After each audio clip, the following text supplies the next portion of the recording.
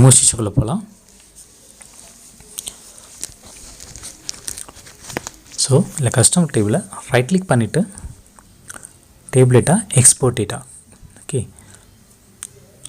So எல்லா காலம்ஸும் வந்து click ஆக செக் பண்ணிக்கோங்க. செக் பண்ணிவிட்டு நெக்ஸ்ட் என்ன பண்ணால் நெக்ஸ்ட் பட்டன் வந்து ப்ரெஸ் பண்ணிக்கோங்க. ப்ரெஸ் பண்ணிவிட்டு அதில் ஃபைல் பாத் இதில் வந்து JSON வேணுமா இல்லை CS ஃபைல் வேணுமா அப்படின்றத நம்ம மட்டும் சூஸ் பண்ணிக்கோங்க.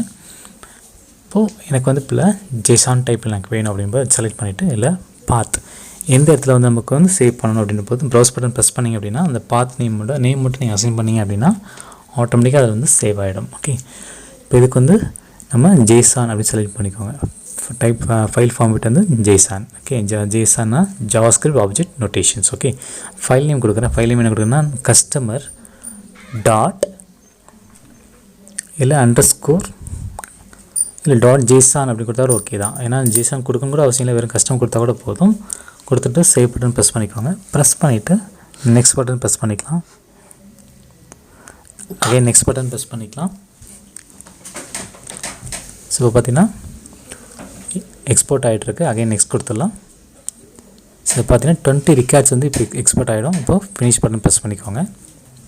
இப்போ சக்ஸஸ்ஃபுல்லாக வந்துட்டு JSON ஃபைல் டைப்பில் வந்து எக்ஸ்போர்ட் ஆகிருக்கும்.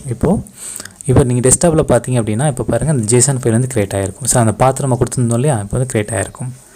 ஸோ நான் வேறு நான் ஒரு மோர் ஆப்ஷனை கிளிக் பண்ணிவிட்டு அதில் நோட் பேட் அதை நான் செலக்ட் பண்ணுறேன்.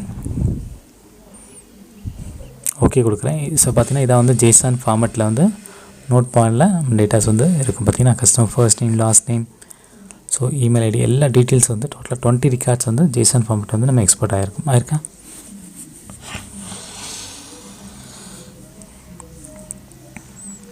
ஓகே, நெக்ஸ்ட் வந்துட்டு நான் எடிட் நோட் பேட் ++ நான் கிளிக் கொடுக்குறேன். இல்லை பார்த்தீங்கன்னா நமக்கு வந்து நம்ம டேட்டாஸ் வந்து 20 ரெக்கார்ட்ஸ் வந்து இதில் வந்து ஷோ பண்ணி காமிக்கும்.